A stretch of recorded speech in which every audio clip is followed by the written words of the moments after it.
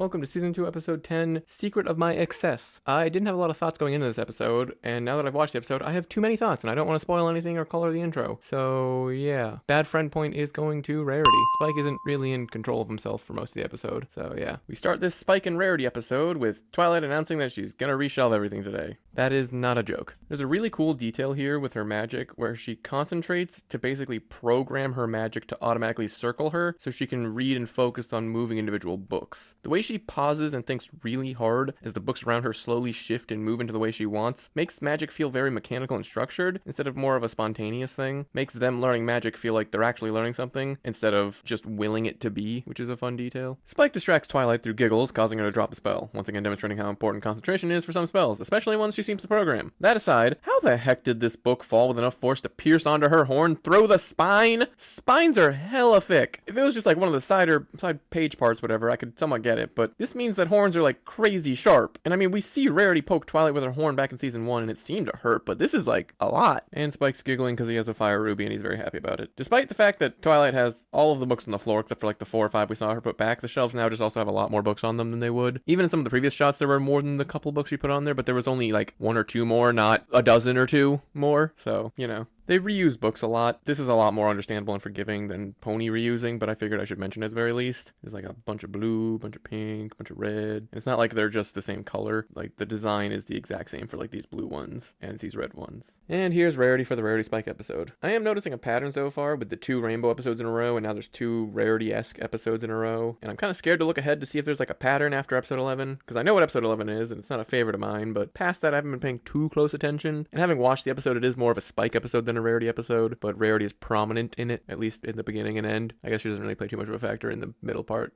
Rarity came by for a book on historical fashion and ends up falling in love with Spike's diamond. Well, it's not going to be surprising who gets the bad point this episode. It's definitely going to be Rarity. Spike also does a lot of bad in this episode, but he's not in full control of himself or his faculties after a certain point, so I'm not going to completely fault him for that. The way Rarity feels about Spike's diamond is the same way he feels about her. Feels bad, man. Granted, she shouldn't feel any way about Spike, but toying with him for his property is going to be gross in a few moments here. You can't tell me it's not premeditated. Look at that damn face. Do not give those eyes to the baby to manipulate his poor baby brain's feelings for you that you definitely know about to steal from him. Yes, he has stolen from you, but he's a damn baby, and you're a grown-ass adult. I'm going to reiterate one more time that I am aware that Spike is not a literal baby, as he is able to walk, talk, hold a job, and do critical thinking, but in terms of dragon lifespan, he is considered a baby, and the show actively calls him a baby no less than 3 times so far in the series. So he is a baby, for all intents and purposes. Even if we want to consider him like a 10-year-old adolescent, like I think he would be, like an 8 to 10-year-old seems more average of where I think he should be, that still makes this bad. Twilight, since she wasn't paying attention, thinks Spike just gave it to her because he wanted to. Seeing as she knows about his feelings, that may not be a big stretch for her to believe, so I can't exactly fault her for that. Spike also seems happy in the short term, since he got a cheek kiss from Rarity. But short-term happiness is exactly what it says on the tin. 1 week later, and Twilight is forcibly cleaning the cheek Rarity kissed. I don't know how it got that dirty in a week. I'm just gonna assume lipstick is sticky enough that that's mostly a guess. It's also really gross. Oh look, Twilight got over her teleporting other people thing from season 1, as she teleports Spike repeatedly with no mistake. So it's a fun and good growth for her. I just kind of wish it was more at the forefront. I guess we'll take what we can.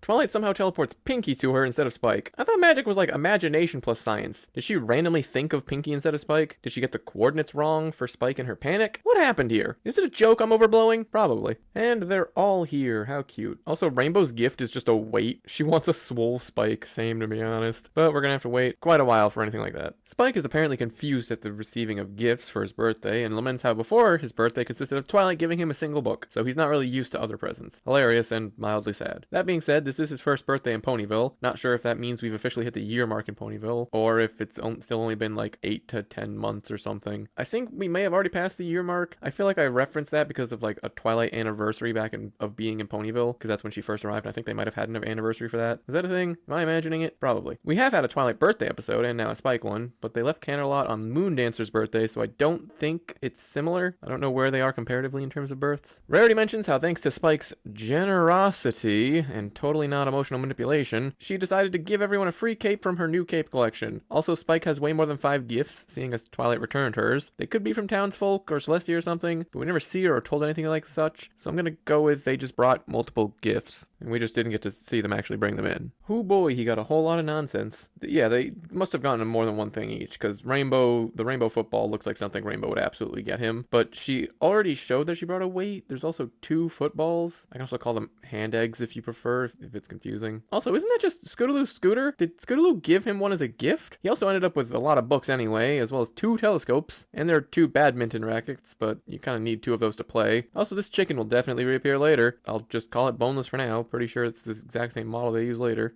Applejack got him a blanket, and apparently he has thanked Applejack 15 times, so yeah, they did give him more than 1 gift each. Good that that's actually established properly, I guess. Pinky then mentions that the cakes have a special surprise for Spike, so he just sort of ditches everyone else and runs off to find them immediately. This is sort of where the whole it's more of a Spike episode starts to take hold. Spike thankfully gets rewarded for his kindness, his thankfulness, and his generosity, and the cakes bestow upon him a sapphire cupcake. He deserves it, man. He earned it more than enough. Oh no, Spike crashes into Cheerilee. Anyway, Cheerilee somehow proves she's a bad teacher in an episode where she's not even being a teacher. In an attempt to be sweet and kind, she unwittingly creates a monster in Spike. She gives him a nice hat for his birthday and says everyone should get something nice for their birthday, which causes Spike's baby brain to activate the neuron that controls entitlement, the worst plague on humanity. All she wanted was to be nice, and she ended up teaching a baby the worst possible lesson he could at this point in life. Is this what they mean when they say the road to hell is paved with good intentions? I'm being a little bit too mean, I'm sorry. Oh wow, not only do we get all 3 of them in one shot, but it's literally just them and they're interacting. Lyra 51, Bonbon 59, and Derpy 45. Random colt with an ice cream cutie mark that's about to get fleeced by a baby. Spike has finished connecting the dots and will now be a brat. This is where the cringe of this episode puts me off of it. I want to like this episode, but the characterization of Rarity is poor and Spike is too real with his baby mind, despite the fact that he's the voice of reason in multiple episodes prior. Apparently his name is Lickety Split, which is the name of an ice cream store that I used to go to as a child that I don't believe exists anymore. But the fact that Spike knows him and he knows Spike means that this is probably not only Spike trying to abuse favoritism for his birthday, but he's also doing it to someone he knows and possibly likes. Well, we just cut right past that, but it turns out Lickety Split is just his baby brain to Spike and handed over the ball with no qualms, despite the fact that Spike literally got 2 of those balls for his birthday. One was the exact same one, only slightly bigger. Though to be fair, the ball was bigger when Lickety Split was using it too. Weird that it adjusts its size to the user like a magic item. Wait, what? The fountains in Ponyville are literally fountains for drinking? That seems horribly unsanitary. Either that or Junebug here, which is Spike names her after this, is being really gross. Junebug tries to wander off after she gives Spike some well wishes for his birthday, and Spike tries to manipulate her into giving him something despite her not thinking she has anything to give. See, Rarity, this is why we don't manipulate children. They just end up thinking it's a normal and good idea to do. Well, there are plenty of other good reasons not to do it, but this one's most relevant. Twilight finally catches up to Spike as he tries to yoink Junebug's flowers. Alright, big sis Twilight, time to lay down the law, please. God, please. She's not going to. Spike seems to snap out of a stupor and show regret for his actions. This here is what we call foreshadowing. Why was Spike being so weirdly greedy? Was it just baby entitlement like I said? Or perhaps his dragon-like nature is beginning. This also isn't the episode I thought it was originally. I thought this was the Rarity wanting everything episode, not the Spike wanting everything episode. Whoops, silly me. I got those episodes confused. And they're both Spike Rarity episodes. Greed is a common element between the two. I guess that makes sense. The opposite of generosity is greed, and Spike's a dragon, and dragons are associated with greed. Yeah, alright, it tracks. What do you mean he didn't feel regret for his actions, and he's been completely overtaken with greed? How could I have ever predicted such a thing? Oh hey, there's 12 more minutes in the episode. We sure Spike and by extension dragons aren't just changelings? I know dragons are technically placed into the lizard category regularly, but damn. So Spike's been possessed by his draconic nature and is attempting to gather a horde. Why? I don't think we ever really learned that, to be honest. So Twilight apparently went home, did whatever she does, and went to bed. All without knowing where Spike was, because she is shocked to see him sleeping under a pile of stuff. Mind you, at least half of the stuff was stuff he received for his birthday, so I don't know why she'd be surprised by that. The only items that I think are stolen are the finger glove that shouldn't exist, Applejack's apple bucket, maybe the guitar, and maybe this bowling ball. But most of this was just gifted to him on his birthday. We saw it earlier this episode. Honestly, I forgot the explanation for why Spike's like this, and I thought we would figure it out later, but we really don't. Spike's just sort of like this. This is just the plot of the episode now. It doesn't make any damn sense. So we see from Spike's POV that he sees everything as shiny like gemstones. I'm pretty sure the explanation has something to do with dragon aging. At least that's what the episode gives us. But I don't think we're at the puberty episode yet, because the thing that's supposed to happen after that episode doesn't happen. So this is just a weird outlier episode. A bunch of shenanigans ensue, and they're both confused. Not a lot to talk about. Oh hey, there are non-unicorn doctors. I forgot about this guy. I mentioned it a few times in the series so far, but unicorns can just kind of magically fix ponies' ailments. Even Zecora can do it, so it's weird that non-unicorn doctors exist. But I guess having both magical remedies as well as normal scientific ones must be nice. Not to mention the alchemical ones too. It's so hard to suffer illness and injury in this world. Must be nice. Alright, I got distracted. Twilight is taking Spike to a pony doctor instead of either Celestia or Fluttershy, both of whom would likely know more than a pony specialist. How unfortunate. He's not just a pony doctor, he's also a pediatrician, so he starts treating Spike like a baby. You know, because he is/was one. But now since he's teenage Spike, he's all angsty and hates it. After a brief examination, he says literally what I did, that he knows about ponies, not dragons. He specifies baby ponies, so he is indeed a pediatrician. He recommends going to visit a vet. Can we guess who she's going to see? That's right, Dr. Fauna, aka Maine Goodall, the veterinarian of Ponyville. What did you think? We were going to go to Fluttershy? Well, we probably would have if she didn't say in episode 1 that she's never seen a dragon before, because she's most scared of them, and only likes Spike because he's a baby. I do actually remember Dr. Fauna. I didn't remember her name or anything, but I remember she shows up again in the future with Fluttershy, so yeah. She brags about being able to diagnose a dog in seconds and snakes even faster, guessing she's a reptile specialist then, yet dragons elude her, even going as far as to say she's never seen one, despite the fact that Spike has been here for months. Surprised she hasn't seen him around town. She might not get out much. Oh sure, when she baby talks him, he likes it, even enjoying a doggy treat. I think Spike might just be a freak who likes being talked down to by the ladies. Next stop is Zecora. Honestly, a little surprised this wasn't the first choice. Weird that she went to a more standard and practical set of choices instead of just pulling the Zecora card immediately. She's pretty damn good and effective, so, you know, why wouldn't you? Plus, her services would be free, assuming they don't have free pony health care and free pet care. I know Spike isn't a pet, but you get what I mean. They'd probably consider it like that. Zecora explains that Spike is simply growing up and that greed is intrinsic to dragons, allowing him to collect more things will simply cause him to continue growing out of control. So, yeah, none of that makes any real sense given the resolution of this episode, but we'll just roll with it for now and I'll get into it later. Hopefully. Probably. The scene was extremely zoomed in on their faces for pretty much the entirety of it, and we can hear rummaging throughout. And it's played for this hilarious joke where it zooms out and it's just like, oh, Spike already did the thing. Anyway, Zecora specifies that they need to prevent him from stealing to stop him from growing. This doesn't really feel like a solution. This feels like they're delaying the inevitable. How is Spike supposed to grow up, presuming that she's correct, if they stop him from doing the thing he's supposed to be doing? Weirdly, Zecora doesn't really offer a solution. She just sort of explains the problem, but frames it as a solution. Very weird. Good, Spike, good. Steal from the children. Wait, what? I mean, Spike, stop committing crimes this instant. Also, Spike's trying to steal Scootaloo's scooter, despite the fact that he already has one. Yes, I know he's just taking everything now, but it's kind of funny to me how many times he's trying to take something he already has. Spike grows even bigger, and at this point, I'm just so confused. I mean, I know that he's like a magical creature, and there's going to be some weird extra effects, but nowhere in regular Dragon lore does it specify this, and nowhere in the rest of the show's lore does it ever specify that this is a thing that happens in dragons. This is just a one-off outlier nonsense thing that happens with no explanation, which would be fine in a more episodic series, but the series does have some level of continuity, so it's a little annoying. I do enjoy the more tropey things they're doing here with Spike, with the hoarding and such. I'd call it satire, but I don't know how intentional it is, or if they're just being serious. Twilight thought locking a giant dragon in a room alone was going to stop it. Twilight, come on, you're smarter than this. I have proven that time and time again. Why must your intelligence change as the plot demands it? Applejack assumes her apples are stolen, instead of there being a plague or something that would destroy the crop, given how barren the trees are. Though the joke of her asking who would steal the leaves is worth the weirdness. Applejack laughs at Twilight, who is asking for her help lassoing Spike. Then she sees Spike. Comedy. This is not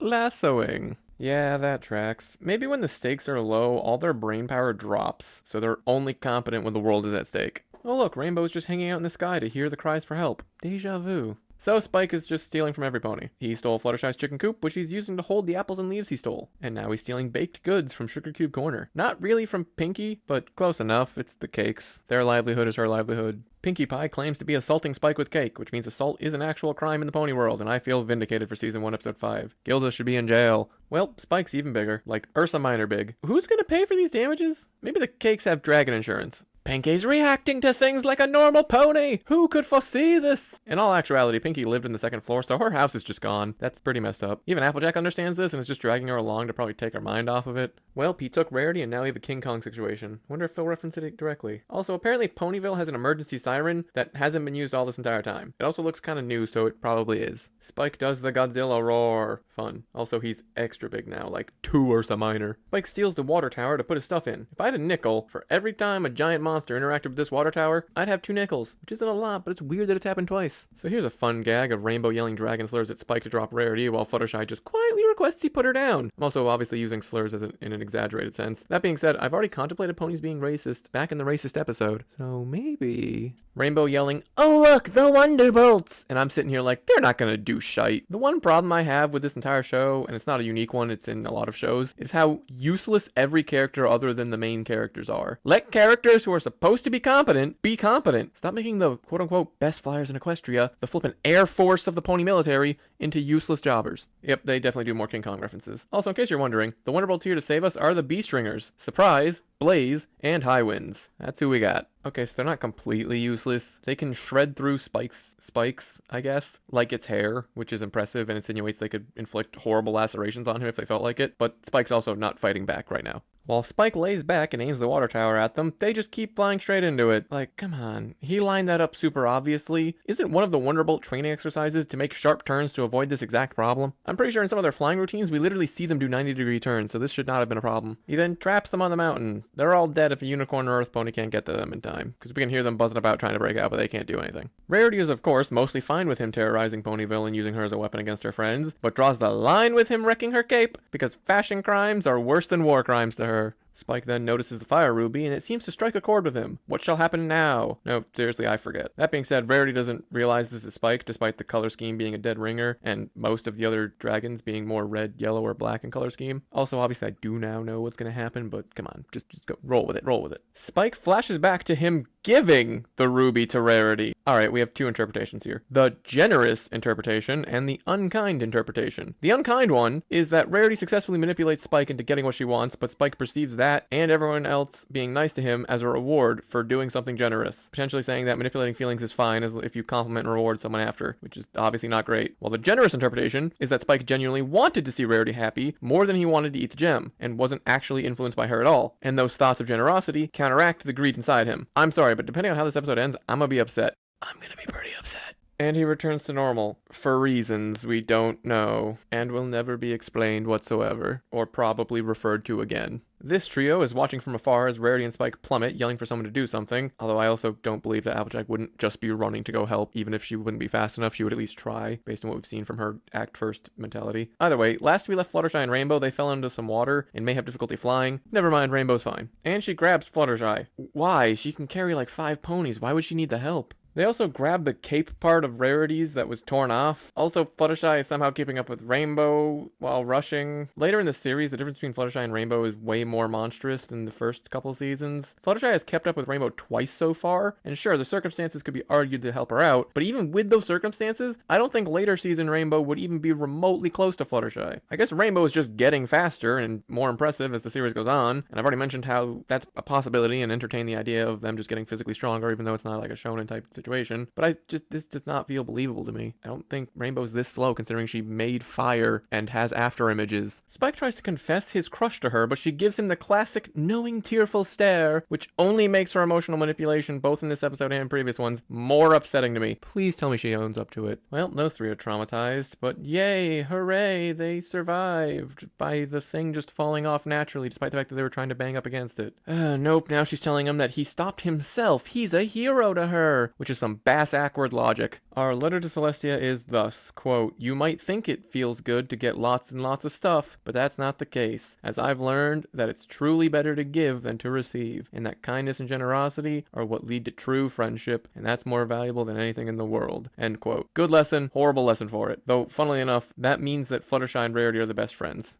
And these are all the custom cloaks. They're neat. And that was Season 2, Episode 10, Secret of My Excess. Holy moly. I did not have that many thoughts or feelings going into this episode, but this might just straight up be the worst episode of Season 2. Holy crap. So it is revealed that Rarity is fully aware of Spike's interest in her, and thus it means she, in fact, did emotionally manipulate him at the beginning of the episode to give him, or give her, his prized possession. That's just what happened. And then she never apologizes for it. It's never brought up as something bad, and Spike is the one who ends up learning a lesson this episode for something he seemingly had no control over. We are shown at 0 points in the episode that he has full control over himself. It's shown as like an instinct or a primal desire, or and he's like not fully cognizant of what's going on. At the end, he does seem to understand that this was all his fault, but it's not. It's a fault apparently of his biology, I guess. We still don't understand why any of this happened. How the hell did he grow like that? There was no magic involved. It was just him, quote unquote, growing up, but he ends up reverting back to what he was to begin with. This whole plot makes no fucking sense. Like, absolutely zero damn sense. On top of Rarity just taking advantage of a fucking baby. Okay, I'm sorry about the swearing in this episode. I've been trying to cut back on it in case you haven't noticed, but for this one, I can't. Holy shit, this is so bad. So not only do they manipulate him and then make him think that this is all his fault and teach him a lesson, but Rarity doesn't get any comeuppance, no punishment, no recognition of her own faults, no apologies. Spike doesn't get his thing back. Spike doesn't get anything, honestly, other than the lesson. I don't even know what else to flip and say about it. This is just terrible. I'm trying to think of like a redeeming quality. There were a couple of good jokes. I think this is gonna be a 1 out of 10. I think this is the worst episode of season 2. I hope it is. I hope it doesn't get any worse than this.